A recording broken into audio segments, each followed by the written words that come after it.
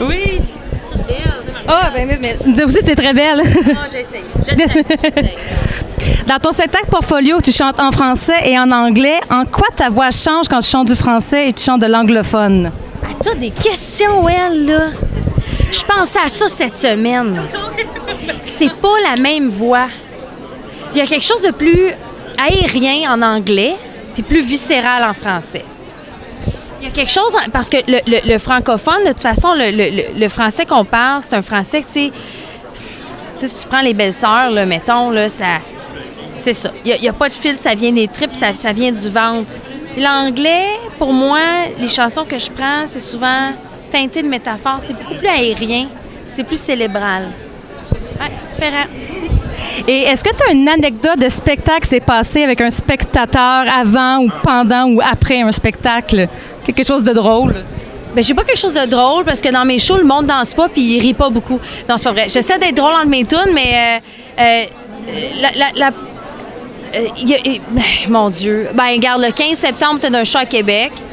Puis les gens ont commencé à chanter avec moi Mon Indispensable, qui est pas une tune sing-along. Fait que c'était comme vraiment drôle parce que là, j'ai conduit à essayer de chanter avec moi, puis finalement, on a arrêté à tout. On s'est dit non, mais c'est pas possible, on va chanter à Gadou, puis ça, on va le faire ensemble. Mais ça se faisait pas. Là, il y avait du monde, arrêtez de chanter, on veut l'entendre elle. Là, ils commençaient à se pogner entre eux autres. C'était vraiment drôle. Pour vrai, c'était à l'amiable, bien sûr, mais j'étais comme non, malheureusement, c'est ça. C'est pas un rock show. Fait que là, en ce temps, j'ai des tunes dans les shows que je me dis, OK, là, chanter avec moi, ben ça chante, tu sais, La vie en rose, c'est plus facile.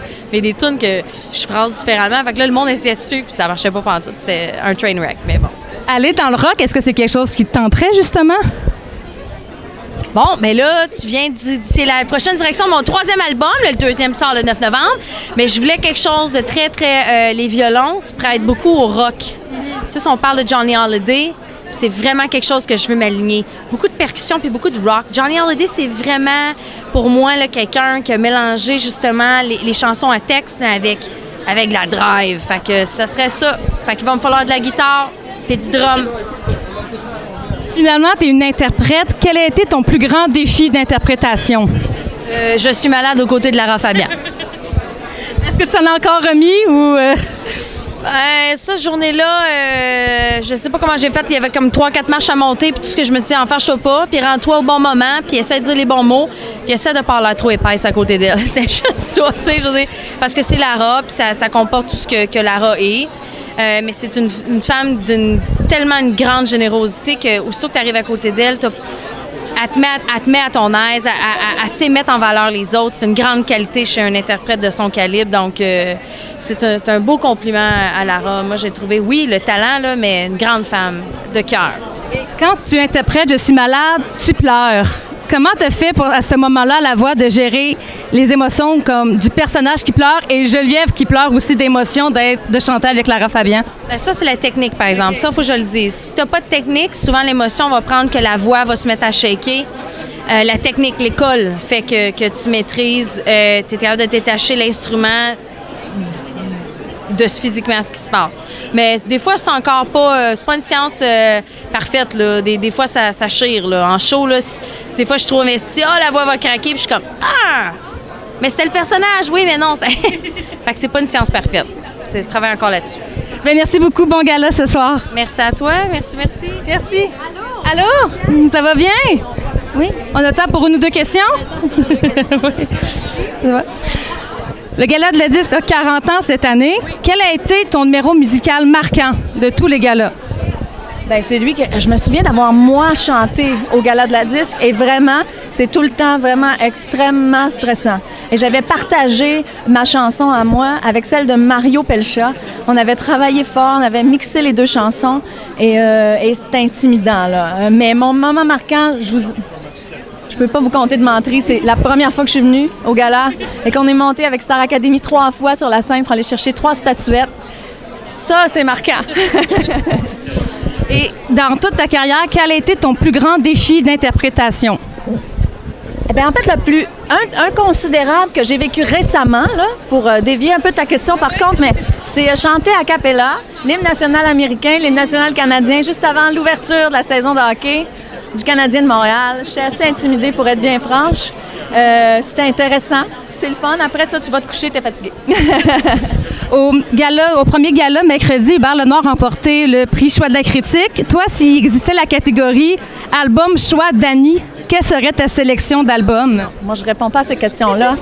Je peux pas répondre à ces questions-là. C'est tellement plein d'amis, c'est tellement de gens qui travaillent fort. Tout le monde mérite d'être là. Non, je réponds pas. Bien, merci beaucoup. Plaisir. Bonne soirée, bon gala. Merci. Au Gala de la disque, il y a des catégories genrées et non genrées. Croyez-vous que les catégories d'interprètes féminines et d'interprètes masculins devraient être genrées? On va laisser parler les femmes en premier. Bien, en fait, je pense qu'il devrait y avoir une catégorie qui unit tout le monde, c'est sûr, ce côté-là. Mais moi, je veux dire, c'est correct qu'on sépare aussi le masculin du féminin, là. C'est comme les... Je sais pas.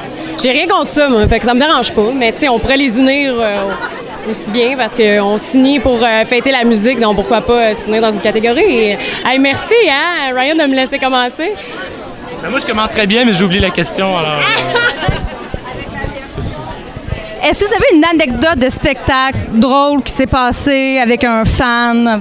C'est une anecdote, toi? Un fan, en fait. Non, pas un fan, mais un présentateur, en fait, qui est jamais venu m'aviser que je devais monter sur scène. Et on l'a entendu me présenter et puis on s'est dirigé vers la scène en courant, semi-prêt. Et c'était quand même très drôle. Ça a fait que c'était très spontané. Mon anecdote de show, genre, j'avais 16 ans, je tripais sur Green Day, j'allais les voir en spectacle. Là. Puis il m'a fait monter sur la scène, puis j'ai joué 2 tonnes avec lui, puis il m'a donné sa guitare que j'ai encore chez nous. Fait que c'est comme ma plus belle expérience de spectacle à vie. C'est ça. Voilà tout. Ouais. Puis il m'a frenché sur la bouche avant le hashtag MeToo, hein, parce qu'aujourd'hui, il serait en dedans. Il m'a pogné même, j'avais 16 ans. Fait que, ouais, je l'ai jamais dit. Mais là, tu sais, maintenant, c'est dit. Je fais mon coming out. Ben, merci beaucoup, bon gala. Toi aussi. La question, c'est quel a été ton plus grand défi d'interprétation dans toute ta carrière? Ça a été certainement de faire un duo avec Céline Dion et aussi Johnny Hallyday. Les deux sont égales dans mon échelle de défi.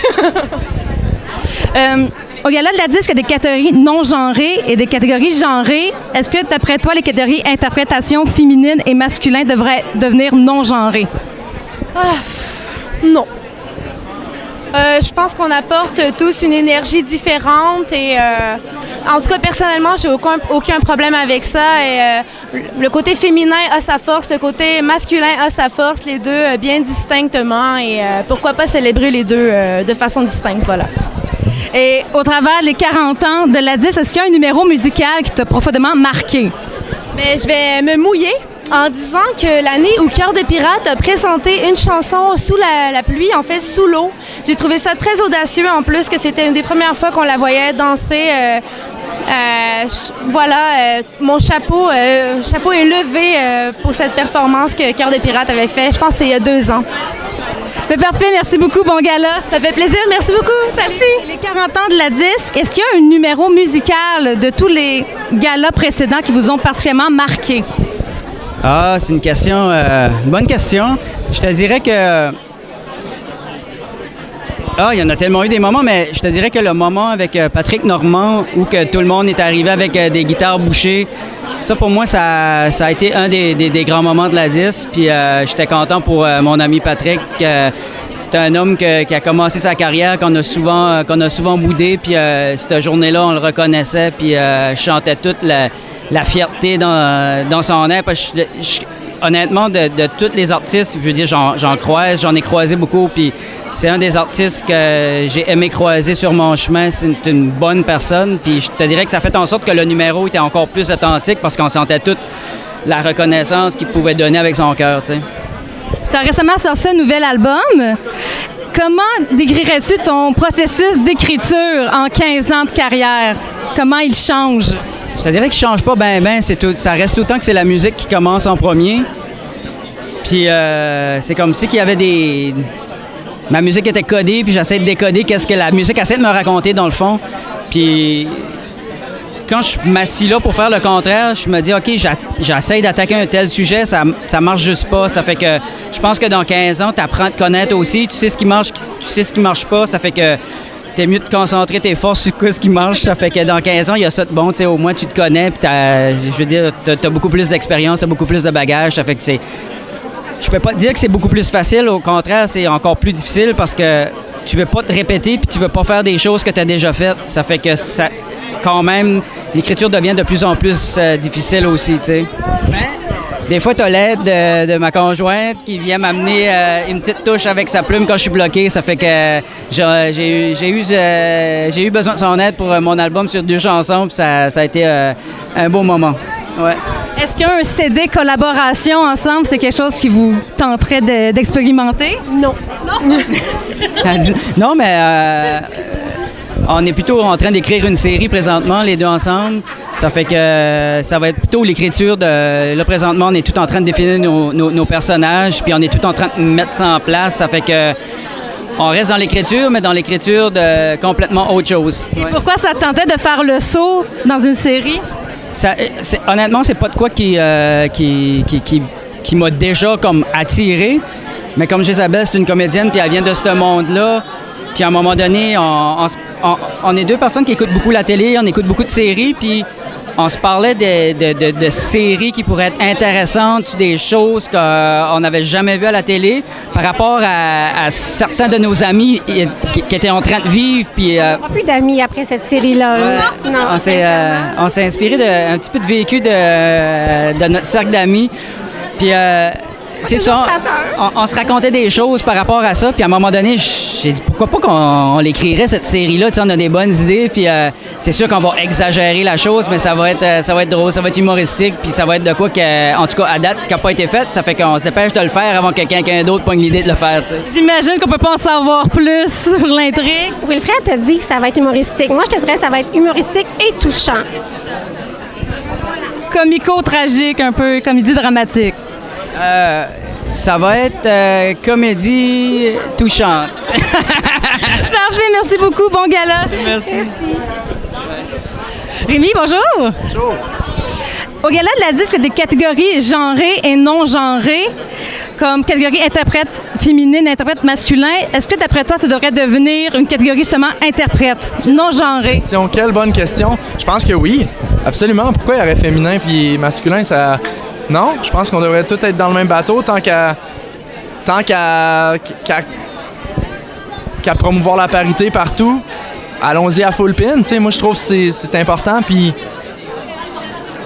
ça n'a aucun rapport. Surtout que moi, j'ai comme un registre de filles. J'aimerais bien mieux être dans la catégorie de tout le monde. Est-ce qu'il y a une anecdote drôle qui s'est passée avec un spectateur pendant ou après un spectacle? Ah, bien sûr. Mais attends un peu, là, faut que j'y pense. C'est racontable.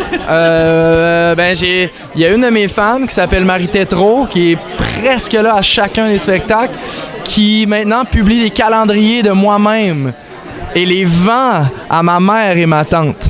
Ça, je trouve un peu malaisant. Ben non, au début, j'étais comme pas vraiment à l'aise avec le concept, puis quand ma mère m'a dit qu'elle était contente de son achat, j'ai changé d'idée, puis je me suis dit que c'était hot. Ma grand-mère aussi en profite, puis mes tantes, fait que c'est merveilleux. Ben, merci beaucoup, bon gala. Merci. Hey, bonjour. Tu vas lancer ta tournée à Montréal, au Casino de Montréal, le 9 novembre, Love and Soul. Comment ça se prépare, les derniers préparatifs? Est-ce que tu es encore nerveux de préparer une tournée? Je suis nerveux de retrouver mon public québécois, en fait, parce que ça fait presque 12 ans que j'avais pas fait de série de spectacles au Québec. J'en ai fait quelques-uns, une fois tous les 2-3 ans, je fais les francophonies. Mais une série de spectacles, j'en ai pas fait. Puis ça va vraiment être un tour de chant avec mes classiques, les chansons avec lesquelles on m'a découvert et les chansons de Love and Soul. Et ça va être des retrouvailles avec le public québécois. Donc oui, avant les retrouvailles, on est toujours un petit peu nerveux, c'est sûr. Mais j'ai très hâte, surtout.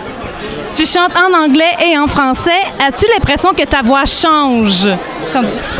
Mais oui, chaque langue qu'on chante commande la manière dont on chante. C'est pas les mêmes sons, c'est pas les mêmes inflexions vocales et c'est pas les mêmes influences aussi. Parce qu'on chante comme on a entendu chanter avant nous, un petit peu, avec notre propre couleur, mais d'une langue à l'autre, en tout cas moi je chante pas de la même façon. Mais merci beaucoup. Bonne journée. Bon gala. Ça peut être une journée, ça va être long. Au Gala de la Disque, il y a des catégories non genrées comme spectacle, interprète, autant compositeur, interprète, et il y a des catégories genrées comme interprète féminine et interprète masculin. D'après vous, est-ce que ces deux catégories-là devraient ne plus être genrées, ça devienne non genrées? C'est une question à 12 000 $. Écoute, effectivement, dans un monde idéal, il n'y aurait pas de genre, ce serait simplement interprète. Cependant, je pense qu'en ayant deux catégories, ça donne 2 fois plus de chance à tout le monde. Fait que tu vois, d'un point de vue mathématique, je pense que c'est mieux comme ça, entre guillemets. Cependant, est-ce qu'un interprète pourrait se retrouver dans les deux catégories? La réponse serait oui, pour moi.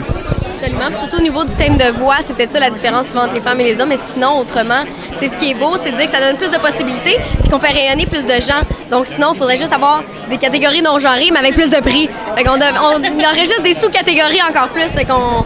Je pense que le débat pourrait prendre forme au moment où on ne saurait pas, exemple, si quelqu'un a vraiment un look supra-androgyne qu'on ne sait pas de quel côté il est ou elle est, mettons, l'individu dont on parle, à ce moment-là, on pourrait enlever les barrières entre les deux, mais sinon, je pense pas que ce soit... comment je dirais ça? Ça réprime pas, il n'y a rien de répressif dans le fait d'avoir des hommes et des femmes. On peut être fier d'être homme, femme ou peu importe, c'est ça. Ou peu importe, tant qu'on est libéré, qu'on est bien là-dedans. Voilà. En terminant, on fête les 40 ans de la Disque ce soir. Est-ce qu'il y a un numéro musical dans les galas précédents qui vous a particulièrement marqué? Moi, j'ai beaucoup aimé le numéro de Marie-Mé avec Bogat. Il y a déjà 2 ans de ça, je pense. Je trouvais que c'était le fun. Je me disais, enfin, oui! Tu sais, il y a tellement de genres différents en parlant de style de musique. On doit les mettre ensemble. On doit célébrer tous les genres de musique et c'est pas vrai qu'on peut pas, justement... personnellement, j'ai fait une chanson avec Rhymes dans un camp d'écriture et personne n'aurait pu dire que Jérôme Couture avait fait une chanson avec Rhymes. Ben oui, ça se peut. Pourquoi pas? Fait que je suis content que le gala permette ça. Moi, pas hier, mais l'an dernier, c'était mon premier gala de la Disque. Je dirais que c'est là que j'ai vu vraiment aussi Claude Pelgag qui a brillé. Mais là, je sais que ce soir, il y a Roxane Bruno qui a une partie dans un des numéros, dans l'ouverture ou presque au début du spectacle. Puis je sais que ça, j'ai vraiment hâte de le voir parce qu'on s'en est parlé un peu. Puis je voyais la fébrilité, c'est ce que je trouve beau. Moi, c'est pas mon gala, je suis pas dans la musique. Fait que j'aime voir les gens stressés parce que moi, j'ai pas stressé. On pense fort à elle. T'es pas dans la musique, mais t'aimes visiblement la musique. T'es découverte cette année. Ben là, c'est sûr qu'il a sorti un album cette année. Je vais pas être vendue, mais je suis vendue. Mais Roxane était une que j'ai écoutée sans arrêt. C'est sûr qu'évidemment, j'ai rencontré son cercle aussi. Donc, Amé, Marc aussi, que j'ai appris à connaître plus, que je connaissais peut-être moins. Donc, vraiment des gens, justement, d'un peu tous les styles de musique aussi. C'est ça qui est important. Puis on voit que la musique québécoise a de plus en plus d'effervescence. Puis elle grandit au niveau international aussi, un peu partout. On entend parler aussi à Toronto, au Canada anglais. Fait que c'est vraiment ça qui est important. Viens-t'en, Andy, viens-t'en. Pas de réplique. C'est quoi? Ben, je sais pas. Canada. Gonzalez.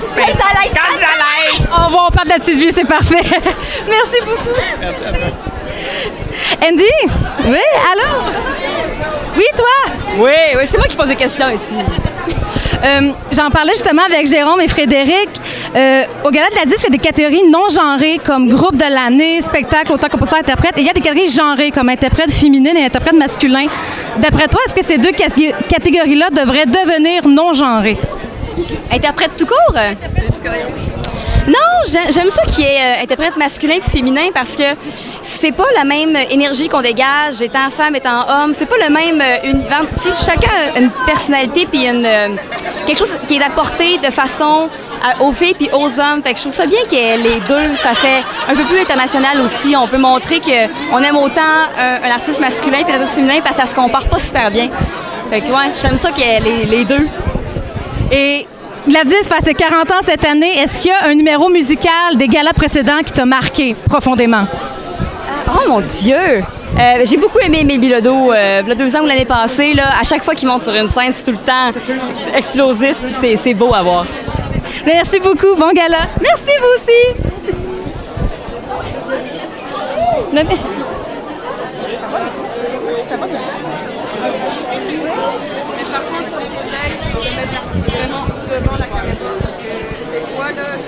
OK, c'est de la musique. Allô, oui. Allô, Annie, ça va bien? Très bien, et toi? Oui. Tu vas bientôt sortir un CD, donc un grand retour musical. Comment ça s'est orchestré, tout ça? Ben, la musique, ça fait longtemps que ça fait partie de ma vie. Ça n'a jamais arrêté. Les dernières années, j'ai fait 2 beaux enfants, mais à tous les semaines avec ma gang de filles, parce que j'ai un band de filles, les Raymonde, on se voit, on joue, on fait du bruit. Puis là, il était temps de mettre ça sur un album. Alors, je suis très excitée. Ça sort le 2 novembre. Ça bouge. Très bientôt. Oui, oui. C'est la révolution pas tranquille. Pas tranquille parce que ça brasse. Justement, tu parles de solidarité féminine. Au Gala de la Disque, il y a les catégories interprétation féminine et interprètes masculins qui sont genrés. D'après toi, est-ce qu'on devrait comme mélanger les catégories et que interprètes deviennent une catégorie non genrée? Wow, c'est une bonne question, ça, là. Je pense que plus que de catégories, mieux c'est. Puis la musique est un grand terrain de jeu.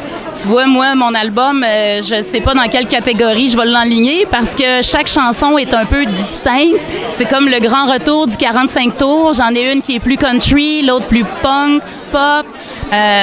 Donc oui, vivement, faisons plus de catégories. Parfait, merci beaucoup. Bon gala. Tu participes avec plusieurs autres femmes à l'album Voix de Noël. Comment tu as pris part à ce projet-là? Qu'est-ce qui... En fait, je connais Mathieu depuis une couple d'années. Il a toujours été très entrepreneur dans ce qu'il fait. Il sait toujours qu'est-ce qu'il veut.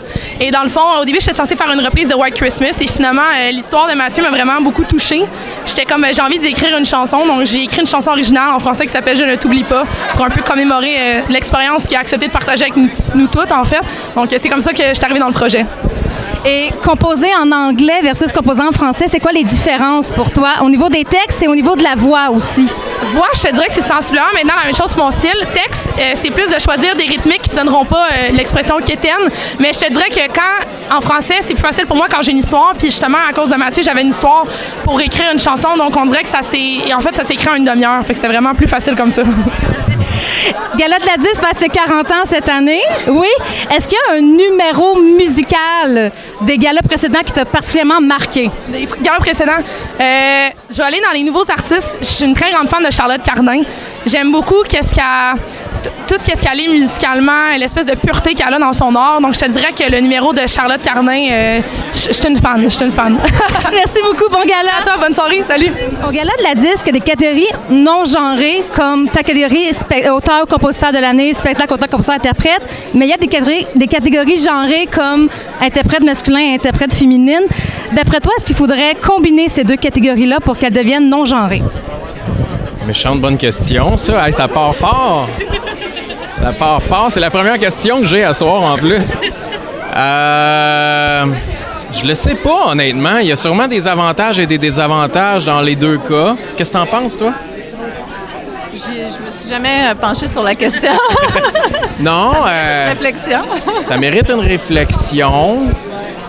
En fait, moi, je pense que tout est une question de durée de gala. Est-ce qu'on veut le rétrécir? Si oui, on ramène ça ensemble. Non, mais je pense que c'est correct dans certaines catégories, en fait. Les voix, que ce soit des voix féminines, masculines. Exactement. Tu sais, il y a quand même des différences entre une voix féminine et masculine. Peut-être pas dans mon cas, remarque. Mais c'est une très bonne question. Il va falloir que j'y réfléchisse plus longuement, puis la prochaine fois, je te réponds. Parfait, bien, merci beaucoup. Ça va bien? Tu es en nomination dans la catégorie interprète féminine de l'année. Au cours de toute ta carrière, quel a été ton plus grand défi d'interprétation? Mon plus grand défi d'interprétation, ça a été faire l'interprétation des chansons de l'année.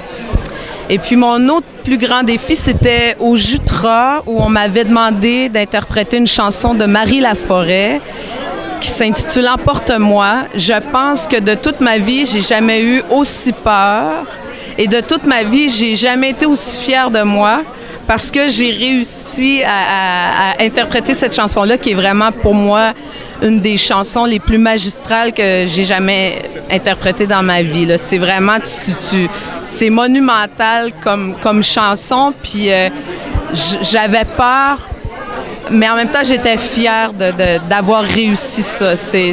Des fois, je le regarde sur Internet, puis je me dis comment j'ai fait pour faire ça. Je devais avoir une espèce de naïveté. Je pense qu'aujourd'hui, on me redemanderait une chose comme celle-là, puis je pense que j'aurais encore plus peur. Et pourtant, tu l'as fait un peu avec Aux Gémeaux. Bien, Aux Gémeaux, c'était pas si difficile que ça parce que j'avais la chance d'interpréter une chanson de Michel Jonas que j'aime beaucoup. Et j'avoue que j'étais vraiment là pour les femmes. Et je trouvais ça tellement beau qu'elles se tiennent debout, qu'elles n'aient plus honte et qu'elles avancent dans leur propre vie, dans leur engagement envers elles-mêmes. Et c'est un cadeau pour moi d'être là, puis c'est un cadeau pour moi d'être là avec elles. C'était plus important pour moi qu'elles sentent que je sois avec elles. Merci beaucoup, bon gala ce soir. Merci. Tu es une très grande interprète. Quel a été ton plus grand défi d'interprétation au cours de toute ta carrière? Je dirais Nedda dans Paillasse. Ouais, parce que c'était un rôle très physique, très demandant, vocalement, mais physiquement. Mais ça a été un beau défi. Gala de la Disque a 40 ans cette année. Quel numéro musical t'a le plus marqué des galas précédents? Oh, quelle bonne question! J'en ai pas vu assez! Oh non! J'en ai pas vu assez, j'ai pas assisté à assez. Peut-être que ça va être ce soir. Ben, on vous le souhaite! Bon gala! Je parle super vite. OK. D'après toi, est-ce que les catégories interprètes féminines et masculines devraient être non-genrées? Mon Dieu, c'est tombé une grosse question, ça. Ça peut pas se répondre. C'est vraiment lourd comme question, mais... Plus léger, ton numéro marquant des 40 dernières années, Gala de la Disque? Et là, c'est difficile parce qu'il y en a beaucoup que j'ai pas vu. Mais j'avais quand même été assez ému une année où il y avait un hommage à Gilles Vigneault, puis Fred Pellerin avait livré un texte vraiment bien senti, très précis, fort, mais en même temps... il y avait une joie là-dedans, mais il y avait une désespérance aussi quand même. Alors j'avais trouvé ça fort bien ficelé. Mais j'en ai manqué beaucoup. Je suis pas vraiment un spécialiste des archives de la disque, mais c'est intéressant. Il peut y avoir des meilleurs interprètes en bas de 30, entre 30 et 70, puis 70 et plus, il peut y avoir par âge, ça pourrait être par grandeur, par poids peut-être. Il peut y avoir des interprètes de poids léger, poids moyen, poids lourd aussi. Peut-être ça ferait du bien. Il pourrait varier chaque année, en fait, les catégories pour qu'on s'y retrouve pas. Mais c'est vrai que c'est une bonne question à fouiller. Merci, bon gala. Ça va bien? Ça va, toi? Oui, merci. Vous êtes nommé dans Duo au groupe de l'année, qui est une catégorie non genrée, mais interprète féminine, interprète masculin sont genrés. D'après vous, est-ce que la catégorie interprète devrait devenir non genrée? C'est une bonne question. C'est vrai que on ne sera jamais dans cette catégorie-là, nous. Pourtant, pourquoi les groupes ne pourraient pas être interprètes aussi? Ouais, mais non, ça serait une bonne idée. Peut-être aussi non-genré, puis rajouter plus que 5 nominations. Donc, 10 nominations non-genrées. Juste interprète de l'année, ça pourrait être une bonne idée, ouais. C'est vrai que j'avais pas pensé à ça, que c'est vraiment masculin-féminin. Auteur-compositeur de l'année, c'est tout le temps non-genré. Oui, mais c'est une personne aussi, tu sais, c'est pas des groupes, là. Il n'y a jamais eu de groupe, je pense, dans... Oui, il y a Fanny Bloom avec Tokinoise cette année. Oui, mais c'est Fanny Bloom. Je pense que c'était plutôt par rapport au fait que hommes, femmes... Oui, mais j'ajoutais un point, mettons. Okay. Si on peut dire notre point de vue. Ben oui. Finalement, le gala 40 ans cette année, est-ce qu'il y a un numéro musical des galas précédents qui vous a particulièrement marqué? Moi, je me souviens, il y a quand même un petit bout de temps, je me souviens que Robert Charlebois, il avait comme upstagé tout le monde en faisant... je me souviens plus trop quel tune, mais il avait fait... Ordinaire? Fu Manchu ou c'était rock'n'roll en tout cas.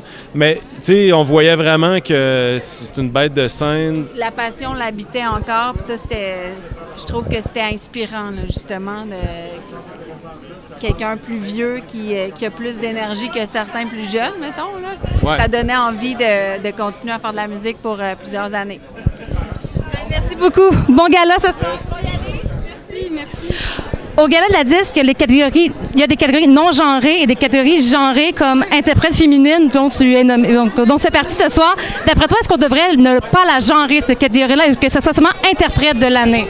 C'est intéressant parce que je me posais la même question, en fait, récemment. Puis c'est spécial de catégoriser justement par sexe, mais en même temps, je sais pas, ça serait intéressant d'en débattre avec plusieurs personnes des décideurs, là, mais ouais, c'est une bonne question à se poser. Fait que j'ai pas de réponse pour l'instant, mais je vais y réfléchir, puis si tu peux amener plusieurs personnes à y réfléchir eux aussi. J'ai eu de bonnes réponses aussi. À travers les 40 ans du Gala de la 10, est-ce qu'il y a un numéro musical qui t'a marqué profondément? Probablement Jerry Boulet, en fait. Ouais, Jerry Boulet, tout le temps, juste les prestations de Jerry Boulet, toujours. Merci, bon gala. Merci beaucoup.